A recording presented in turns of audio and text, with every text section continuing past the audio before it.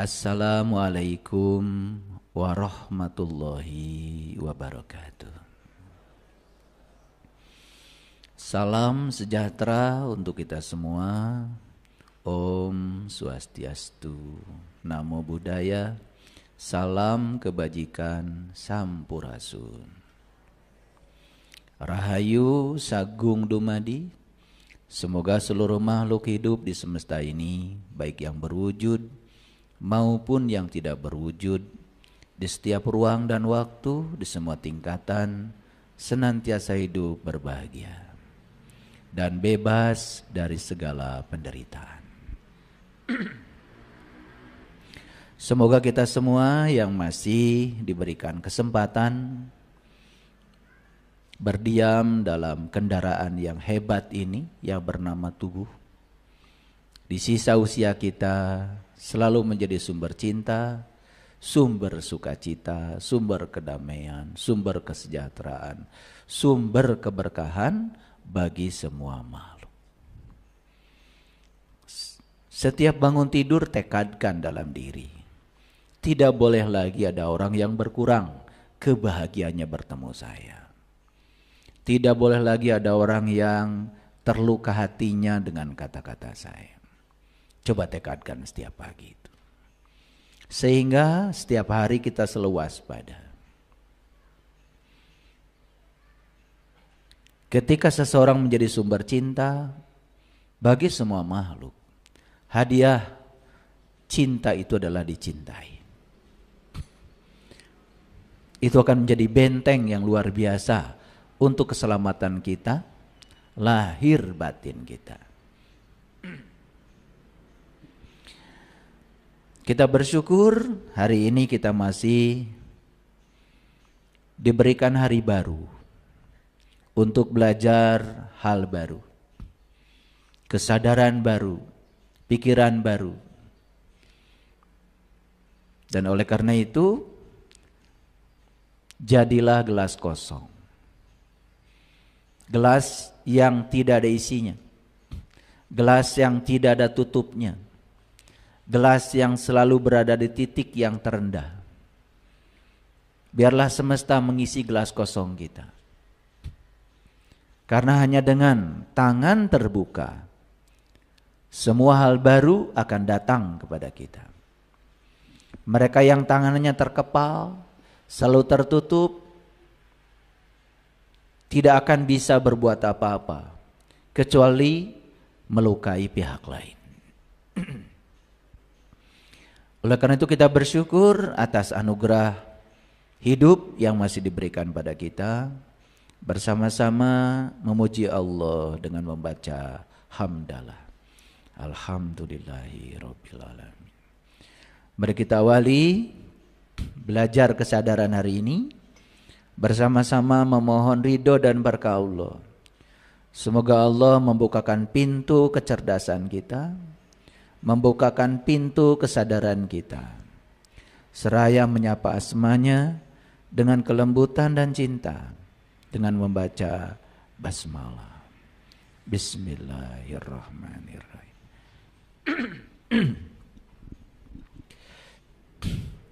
Judul kita hari ini mungkin sangat mengejutkan. Karena judulnya religius tapi tidak bahagia.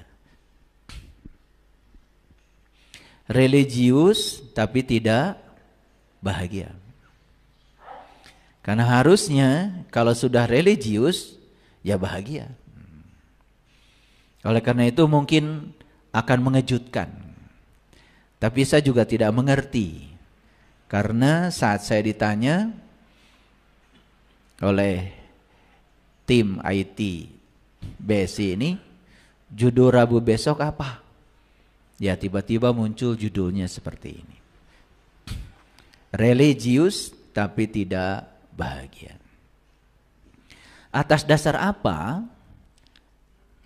Tentu saja setiap kali ada suatu intuisi, pasti ada latar belakang, ada backgroundnya. Kenapa judul ini muncul? Judul ini muncul karena ada sejumlah data hasil riset, data hasil penelitian. Saya, latar belakang saya adalah saintis, jadi kalau saya berbicara sesuatu pasti ada dasarnya. Saya membaca survei terbaru yang dilakukan oleh Pew Research Center.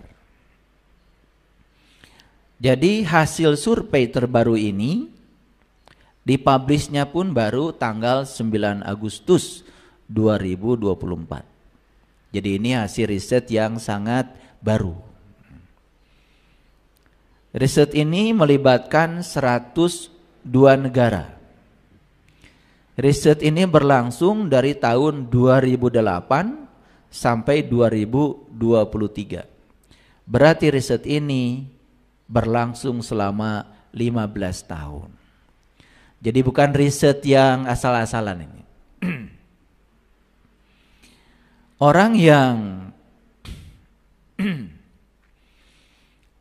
melakukan riset ini bukan peneliti biasa. Dia adalah peneliti senior dari Pew Research Center. Namanya Jonathan Evans. Hasil risetnya apa? Hasil risetnya adalah menempatkan Indonesia pada posisi tertinggi sebagai negara yang paling religius sekaligus paling taat beribadah. Luar biasa ya. Jadi kita bangga. Karena bangsa kita ini ya di seluruh dunia dari 102 negara yang diriset termasuk negara yang paling religius nomor 1 dan paling taat beribadah nomor 1. Ini data. Ya. Dua pertanyaan yang dikemukakan berulang-ulang oleh peneliti Pew Research Center. Pertanyaan pertama tentang pentingnya agama. Pertanyaan kedua tentang intensitas beribadah. Cuma dua pertanyaan besarnya. Jadi pertanyaan yang diajukan itu spesifiknya kira-kira nomor 1 pertanyaannya, seberapa penting agama dalam hidup Anda? Dan yang kedua, seberapa sering Anda beribadah? Jadi pertanyaannya dua ini. Dan ini dikemukakan di 102 negara. Dari hasil riset ini, Indonesia berada di posisi nomor 1. Negara paling religius. Nah ternyata pertanyaan kedua, negara paling taat beribadah pun diraih oleh Indonesia. Nah ini saya kemukakan datanya ya. Paling religius nomor 2 Senegal, nomor 3 Pakistan, nomor 4 Mali, nomor 5 Tanzania, nomor 6 Sri Lanka, nomor 7 Guinea, ya, nomor 8 Honduras, nomor 9 Rwanda, nomor 10 Zambia. Itu 10 negara paling religius di dunia. Dan Indonesia nomor 1, luar biasa. Nah ternyata ada kaitan. Negara yang paling taat beribadah pun ternyata ditempati Indonesia. Nomor 2-nya itu Nigeria. Jadi Senegal tidak termasuk. Ini Senegal ini paling religius tetapi tidak menempati nomor 2 paling taat beribadah. Justru nomor 2-nya adalah Nigeria.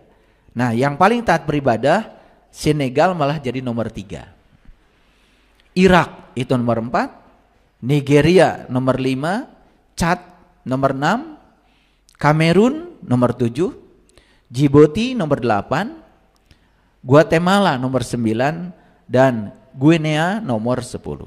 Jadi Guinea ini nomor 10 taat beribadah, padahal paling religiusnya nomor 7. Jadi urutannya agak berbeda. Ini data. Data itu harus dianalisis. Karena kita punya pisau analisisnya, yaitu keterampilan berpikir. Apa sih religius itu? Ini kan perlu dijelaskan dulu supaya tidak salah kaprah. Karena belum tentu setiap orang juga mengerti istilah ini. Jadi religius itu adalah sikap dan perilaku patuh pada agama. Itu yang disebut dengan religius. Nah, menurut Kamus Besar Bahasa Indonesia, religius itu adalah bersifat keagamaan. Bersifat keagamaan. Sehingga seluruh sektor kehidupan itu selalu melibatkan agama. Seluruh sektor kehidupan. Jadi religius itu adalah sifat seseorang yang menyangkut kepercayaannya dengan Tuhan terkait ibadah dan kebutuhan religinya. Secara etimologi, kata religius berasal dari kata religi yang diartikan sebagai agama.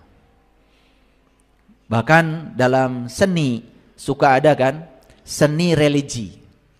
Nah, religi itu berarti musiknya dikaitkan dengan agama, ya toh?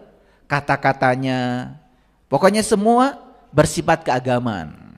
Itu namanya religius. Jadi religius secara singkat adalah sifat yang menyangkut keagamaan.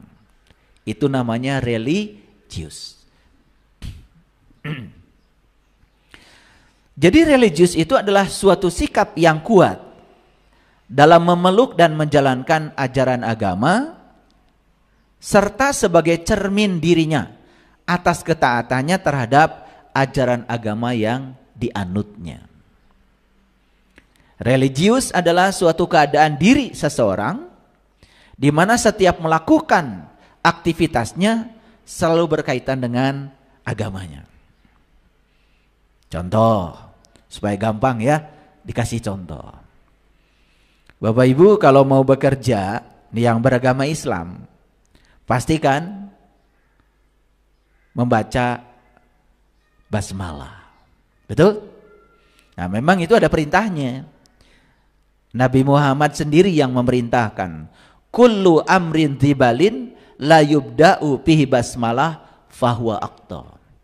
Setiap pekerjaan yang tidak dimulai dengan basmalah putus, tidak menjadi amal. Basmalah itu apa? Basmalah itu menjadi satu ucapan, yaitu Bismillahirrahmanirrahim. Suka kan? Suka. Nah, setiap aktivitas kita, apapun itu, mau ke pasar, naik sepeda motor, naik mobil, ya toh?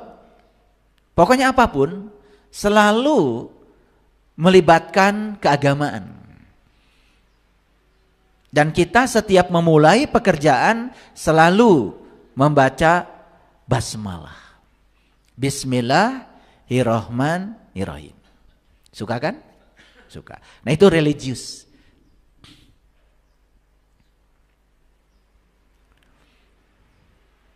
Tetapi kok ada data, kenapa orang-orang yang religius tetapi tidak bahagia? Nanti ada datanya. Ini dalam kaitan dengan contoh tadi. Coba sekarang kita kaji sedikit. Bismillahirrahmanirrahim kan artinya, ada yang mengatakan dengan nama Allah yang Maha Pengasih dan Maha Penyayang. Betul. Ada yang lebih dalam lagi mengartikan atas nama Allah yang Maha Pengasih dan Maha Penyayang. Bagus. Saya memilih yang kedua. Yang kedua dari sisi bahasa lebih tajam. Jadi saat kita melakukan pekerjaan memulai dengan basmalah, berarti kita bertekad, berikrar bahwa pekerjaan yang saya lakukan ini dilakukan oleh saya dan saya melakukannya atas nama Allah. Siapa orang yang boleh mengatakan atas nama Allah? Pernah nggak bertanya? Itu yang kosong dalam diri kita. Kita hanya terjebak mengucapkan kalimat itu. Sudah religius itu. Tetapi tidak membangun kesadaran. Makanya Sokrates mengajarkan sebuah metode, yaitu metode bertanya.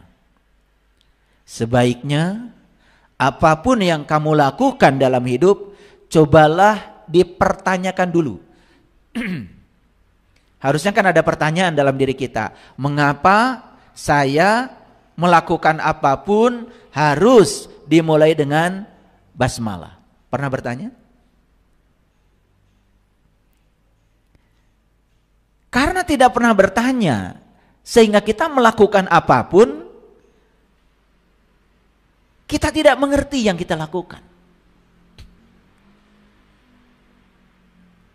Tapi kalau bertanya, atas nama Allah yang Maha Pengasih dan Maha Penyayang. Jangan pakai pengasih dan penyayang. Yang pertama aja, atas nama Allah. Kapan saya boleh mengatasnamakan Allah? Satu, kan setidak-tidaknya saya harus kenal dong sama yang saya wakili. Karena kalau bilang atas nama, berarti saya sedang mewakili kan? Kan tidak mungkin orang mewakili seseorang yang dia tidak kenal. Dua, kalau atas nama, berarti seluruh pekerjaan yang dilakukan harus mengikuti perintah yang diwakili. Tidak boleh membuat perintah-perintah baru. Tidak boleh membuat visi dan misi baru. Harus sesuai dengan yang diperintahkan. Ketiga, kan setidak-tidaknya harus ada SK dong kalau kita mewakilinya. Sudah dapat SK dari Allah? Kenal tidak?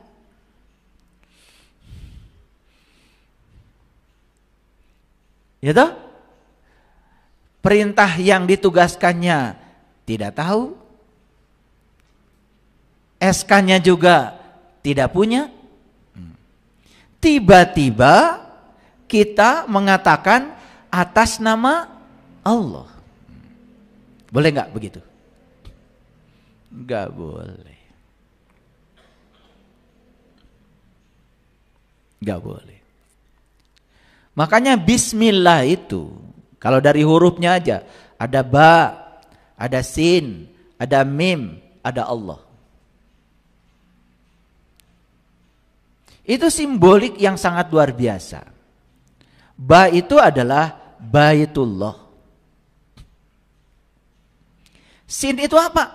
Sin itu adalah Rasulullah. Mim itu apa? Mim itu adalah ma'rifatullah. Allah, ya Allah. Kalau kita belajar dari huruf-hurufnya saja, itu sudah mengandung makna yang luar biasa. Kapan kita boleh mengatasnamakan Allah? Ketika kita sudah satu, tahu Baitullah. Baitullah, bahasa Arab, artinya rumah Allah. Sudah tahu alamat Allah? Alamatnya aja nggak tahu, tiba-tiba mengatasnamakan Allah. Kan Allah sudah ngasih alamat di Quran. Allah bilang di Quran, wa huwa ma'akum aina ma kuntum. Aku bersamamu dimanapun kamu berada. Alamat bukan? Jelas sekali Allah ngasih alamat. Aku bersamamu.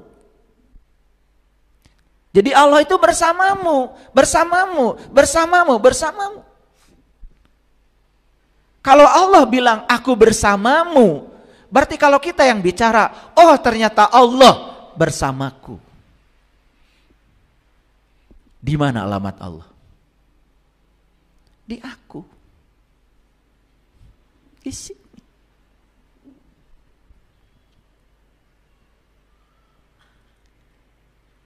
Sebegitu jelas alamat Allah, tapi kita tidak pernah ada pertanyaan.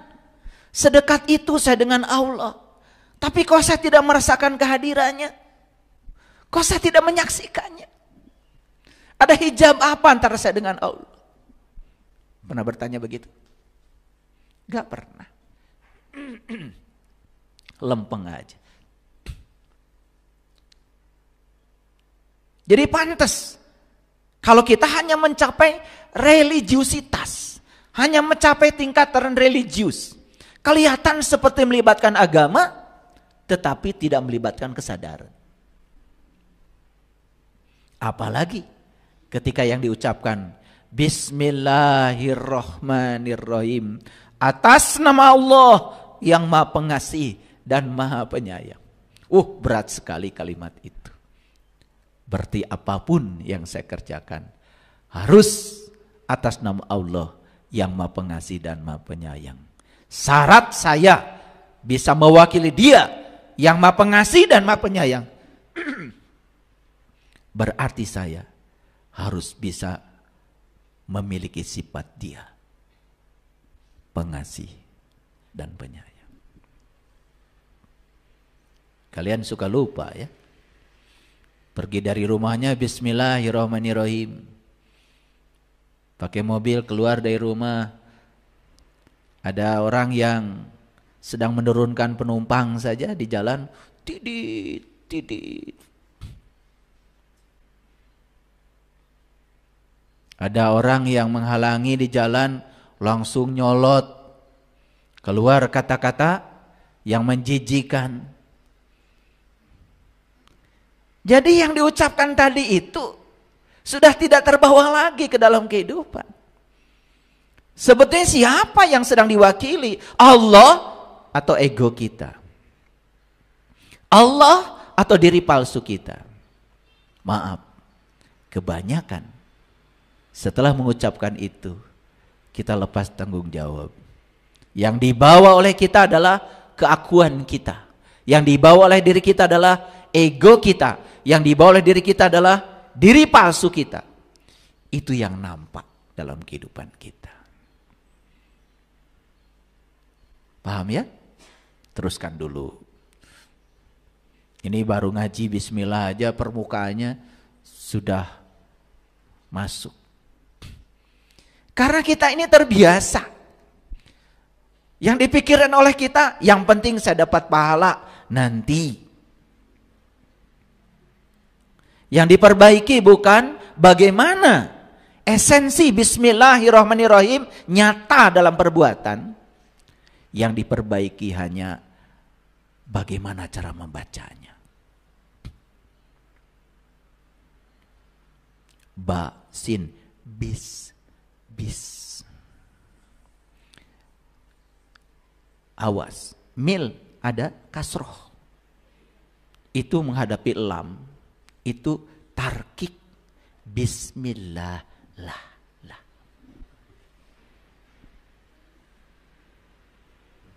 Dan kalau kita sudah memperbaikinya dengan sebagus itu, merasa kita sudah selesai beragama. Di titik itu kita berhenti. Betul? Tidak ada rasa penasaran untuk bertanya lebih lanjut. Mengapa saya melakukan apapun harus atas nama Allah? Oh, karena saya datang ke dunia ini diutus oleh Allah. Oh, karena saya ini didatangkan ke dunia untuk melaksanakan visi dan misinya Allah. Oh, saya datang ke dunia ini karena saya direncanakan Allah untuk tujuan Allah. Saya datang ke dunia ini untuk kesenangan Allah, sang pencipta saya. Saya datang ke dunia ini untuk menjadi kepanjangan tangan Allah, menyampaikan cinta kasih Allah. Saya datang ke dunia ini untuk menjadi pelayan Allah, melayani orang-orang yang butuh pertolongan Allah. Gitu enggak? Gak gitu ngajinya.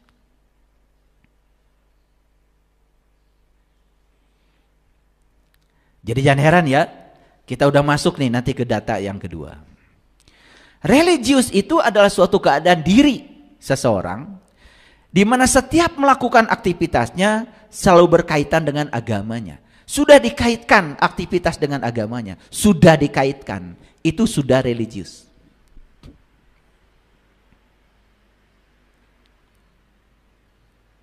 Jadi religius seseorang tidak hanya diwujudkan melalui aktivitas ritual saja, tetapi dilihat dalam berbagai aktivitas lain. Dan kita sangat yakin kalau hasil riset dari Pew Research Center ini akurat. Karena saya juga sudah jalan-jalan ke negara-negara yang lain.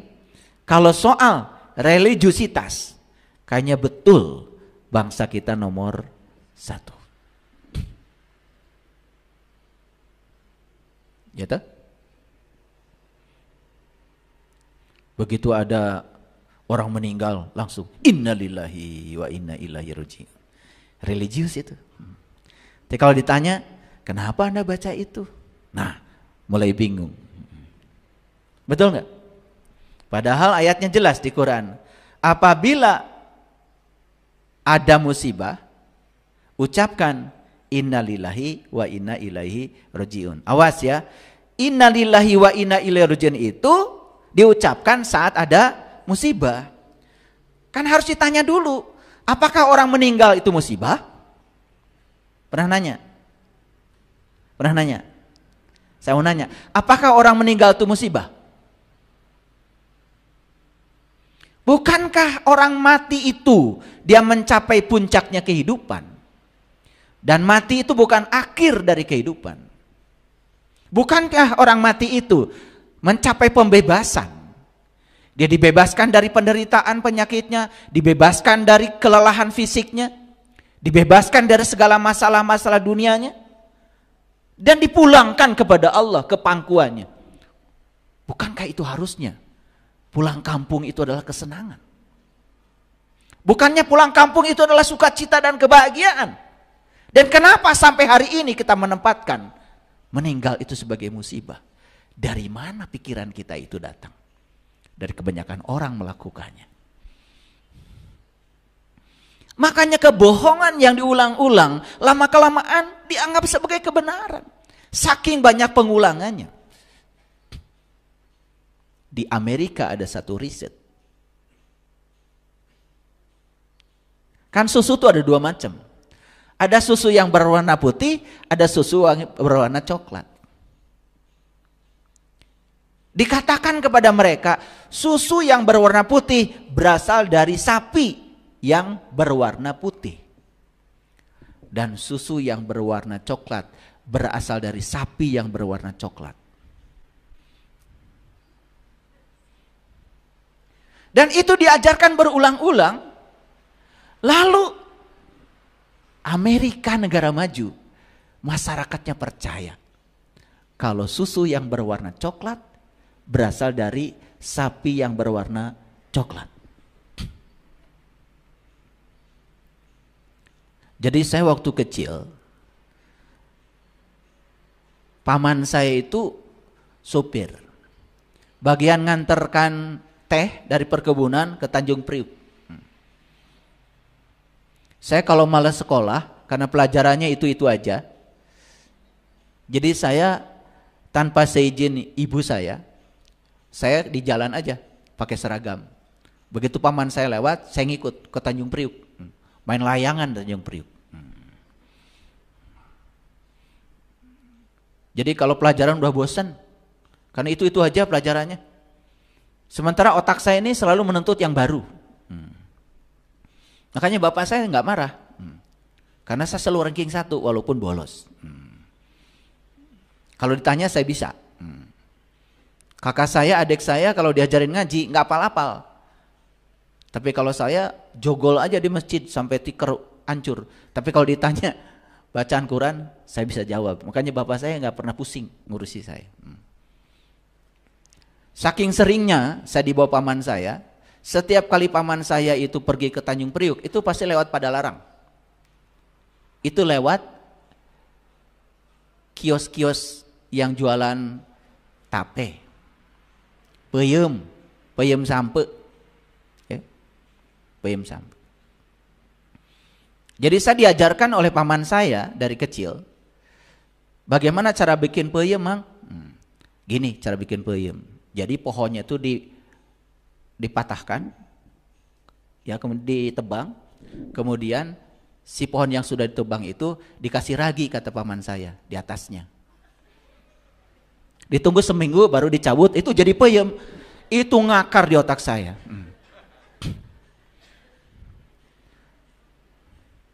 Iya, itu waktu SD itu bahaya kan, pelajaran yang salah, karena diulang-ulang, dan paman saya ngomongnya serius, nggak ada bodor-bodornya. Makanya saya ketika tanya cara bikin peyem, caranya begitu. Jadi pohonnya dipangkas, kemudian dikasih ragi katanya di situ.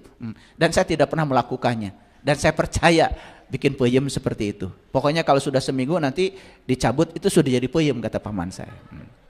Bahayanya ketika kebohongan diulang-ulang, lama-kelamaan dianggap kebenaran.